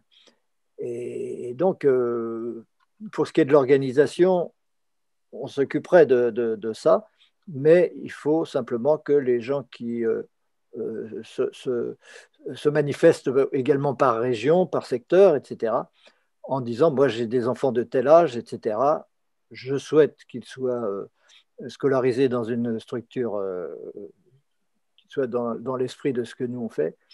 Oui. Avec qui puis-je entrer en contact, que ce soit automatique aussi, qu'ils entrent en contact ensemble, et puis après, c'est le point de départ, c'est le plus important. Une fois que les gens sont en contact, on crée des groupes, et puis bon, voilà, le reste suit. Et il y aura des gens qui se proposeront comme professeurs, il y aura des gens qui se proposeront comme tout ça pour faire l'école par Internet, pour faire l'école en direct, etc. C'est vraiment très, très important. Et il faut qu'il y en ait beaucoup, parce que s'il y en a beaucoup, ce sera irrésistible. Les écoles Montessori sont pas mal pour ça. Oui, mais il faut que ce soit des écoles qui fonctionnent avec la monnaie ou la manne ou autre chose pour que ce soit l'équivalent d'une école gratuite pour les gens. Oui.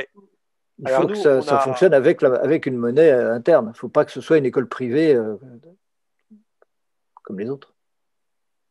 Alors, c'est un sujet qui est délicat, l'école, parce que ça renvoie à l'éducation nationale, ça renvoie au programme scolaire, ça renvoie à une autorité publique, un cadre réglementaire.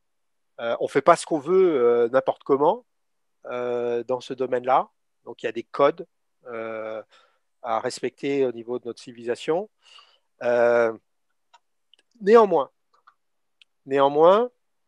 il y a de plus en plus d'enseignants d'éducation nationale qui ne supportent plus nerveusement le vieux modèle qui est en train de s'effondrer et qui aspirent à vivre autre chose. C'est valable pour les enseignants, mais c'est aussi valable pour les parents d'élèves, c'est valable pour les enfants. Et donc là, on a deux cas de figure. Soit que à l'échelle d'une classe, alors ça peut être en maternelle, ça peut être en élémentaire ou en collège et même en lycée. C'est peut-être plus compliqué en lycée, mais en collège, c'est bien. Il y a une marge de manœuvre à l'échelle d'une classe pour organiser des programmes éducatifs qui peuvent être un début de collaboration entre les enseignants, les parents et les élèves sur l'alimentation.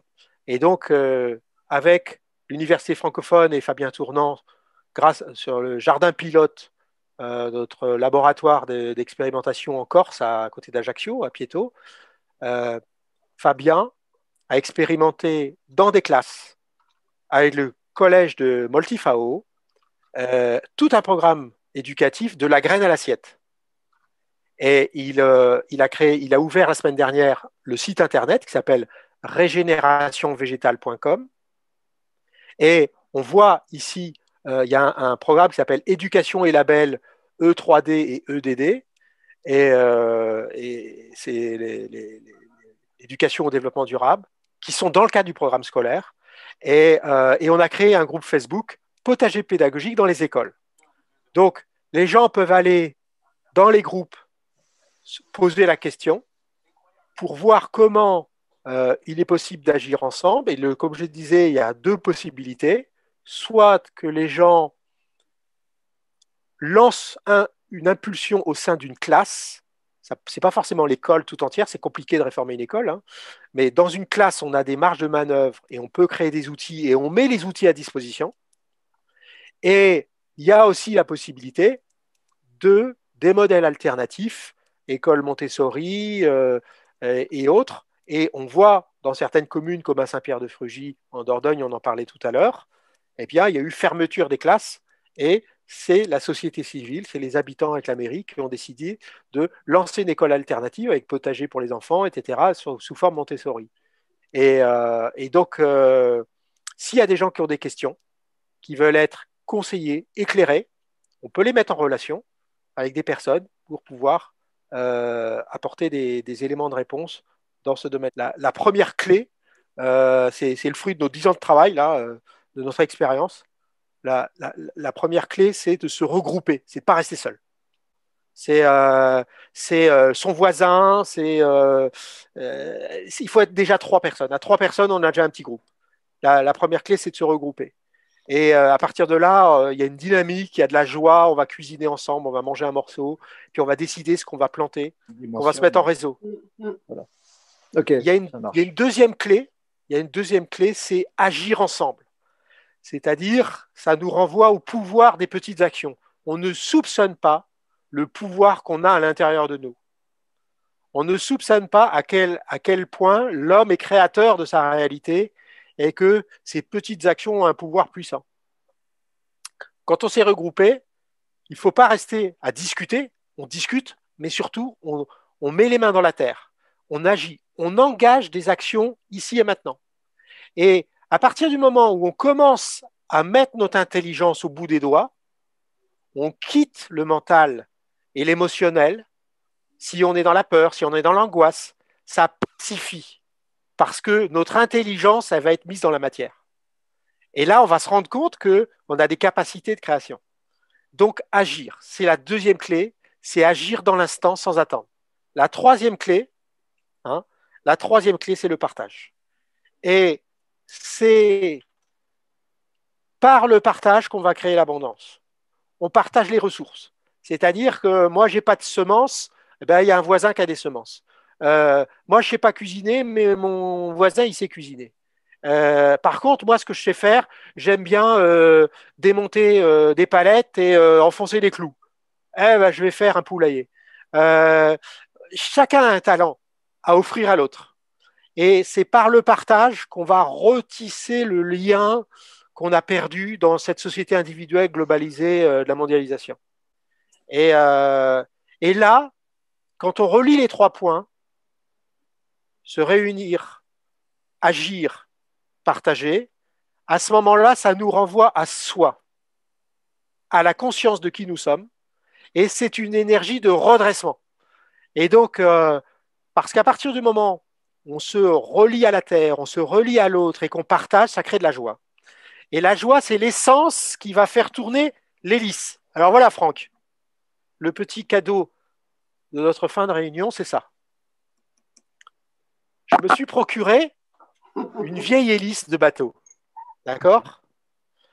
Pour pouvoir faire avancer un bateau, il faut un moteur, de l'essence et une hélice. Une voile pour un bateau à voile. Mais là, ici, on a une hélice. L'hélice, elle a 3 pales. Et c'est parce que ces 3 pales sont reliées entre elles dans un ordonnancement précis, harmonieux, des forces, d'accord, avec l'inclinaison des pales aérodynamiques, ça va créer une cinétique et c'est puissant, ça va faire avancer un bateau. Donc là, ici, toujours de raisonner par rapport à ces 3 pales, se réunir, agir ensemble, partager. Et à ce moment-là, quand on met en route les 3 ensemble, eh bien, on a le cône ici qui relie le tout, c'est la conscience de soi reliée au tout. Et ça produit de la joie. La joie, c'est l'essence qui va être reliée à l'arbre du moteur du bateau qui est nos réseaux sociaux et nos systèmes de communication. Et donc, toute la technique de communication. Donc, nous, on explique ça dans notre livre. Si on arrête de fonctionner en mode binaire, c'est les codes barres, c'est le transhumanisme, c'est la séparation, c'est gagnant-perdant, c'est la dualité. Si on revient dans du triunitaire, c'est la logique du vivant. La logique du vivant, c'est toute chose comporte une forme, un contenu et un sens. Donc, si on relie forme, contenu et sens, on a une dynamique évolutive. Et donc là, on revient restaurer la relation à soi, à l'autre et à la terre. On a une trinité. Oui, ça me rappelle tout à Dans fait. ce domaine-là, c'est s'informer, observer, pratiquer. À chaque fois qu'on est dans cette dynamique, on a des cercles vertueux illimités. Oui. Voilà ce que je voulais dire. Ça me rappelle tout à fait la théorie de mon père, qui est donc sur la création de l'atome, et qui explique que l'atome ne pourrait pas fonctionner sur un système binaire, il ne peut fonctionner que parce que c'est une trinité, justement, Voilà. une triunité. Et il explique aussi les trois éléments qui permettent à l'univers de fonctionner au niveau de l'atome comme au niveau des galaxies, et que la science actuelle ne repose que sur deux principes. Et d'où l'erreur et d'où l'impossibilité de faire fonctionner quelque chose de durable de cette façon-là. Enfin, un jour, on aura l'occasion de parler aussi de protophysique et de métaphysique, parce que tu verras le rapport. Oui. Bon, en tout cas, c'est magnifique tout ça. Et donc, on va commencer tout de suite et donner dès mercredi le mode d'emploi, plateforme. Comment entrer en contact avec les autres. Voilà. Et ok, je le note, on va faire un petit tuto là-dessus. J'ai plein d'amis qui sont sur Facebook qu'on a doublé sur LinkedIn. Et donc, si demain, on est coupé sur Facebook, LinkedIn ne sera probablement pas coupé parce que c'est un outil professionnel. Et c'est un outil professionnel du recrutement des entreprises, des gens qui cherchent à présenter leur CV, etc. Mais on peut créer un groupe sur LinkedIn, on peut se rassembler et on peut se reconnecter le temps de se reconnecter dans le physique, dans son département, dans sa commune. Ce qui est intéressant, sur mes amis Facebook, j'ai 3500 amis, mais on est dans plusieurs groupes et on touche 50 à 100 000 personnes. Si j'ai un problème, je pose une question, dans les 10 minutes, j'ai déjà 3 ou 4 propositions de solutions. Oui. Parce qu'il y a plein de gens qui sont dans le partage. Sur LinkedIn, c'est pareil. Je pose une question, j'ai des réponses rapides. LinkedIn, il y a 840 000 entreprises dessus, on est plusieurs millions d'usagers. Il y a 722 millions de membres sur LinkedIn qui sont répartis dans 200 pays, 722 millions, alors que nous, on est international, donc répartis sur toute la planète. Donc, quoi de mieux que d'avoir déjà un outil existant où les gens sont déjà là. Et à partir de là, de pouvoir se reconnecter et d'aller vers nos WordPress et nos forums locaux et d'être autonome. Nous, on a autonomiealimentaire.info, c'est notre propre serveur, on est chez nous. Donc, il est là tant qu'il y a de l'électricité. Maintenant, s'il y a les coupures d'électricité, il y aura 2 questions à avoir, c'est s'approvisionner en eau potable, avoir des semences. Le reste, on sait faire. Donc, les gens peuvent télécharger les tutoriels, les imprimer à l'avance, et en cas de collapse, s'il y a rupture d'électricité, c'est le chaos de toute la société. Il y a une autre chose qu'on discutera pendant ces mois qui viennent là, c'est la remigration vers les villages de famille, quoi, nos villages à la campagne. On voit dans beaucoup de campagnes, les villages se meurent. Les villages se meurent parce qu'il y a un plan. Il y a un plan qui a voulu vider les campagnes. Oui, et donc, vous avez pour des bouchées de pain des petites boutiques à réouvrir pour des associations qui feraient des super potagers coopératifs, des supermarchés coopératifs, et que les mairies, les conseils municipaux, ils attendent que ça, que des forces vives reviennent pour redonner vie au village. Il y a une carte de France des supermarchés coopératifs. Et déjà, de rejoindre la carte de France des supermarchés coopératifs et de voir l'expérience de ceux qui réussissent à démarrer dans des garages, à démarrer dans un vieux local, sans même attendre d'être nombreux. Ils démarrent à quelques-uns, à s'approvisionner avec des maraîchers locaux. Ils font une association, ils font un supermarché coopératif, et c'est en train de pousser comme des champignons. Et donc là, on a pris le cas du Baudet à Poitiers. Ils ont une charte en ligne, on l'a mis dans notre livre. C'est vraiment les modèles du futur. C'est la cogestion, c'est de l'autonomie, c'est du partage. Et ça va faire toute la différence dans le futur. C'est de créer de rejoindre une communauté d'un supermarché coopératif créé, c'est de rejoindre une communauté qui partage le même idéal. Et puis, de rejoindre les projets en cours de création. Ça, c'est sur les groupes Facebook. Oui. Supermarché coopératif. Il suffit de taper sur Facebook supermarché coopératif. Il y en a plein.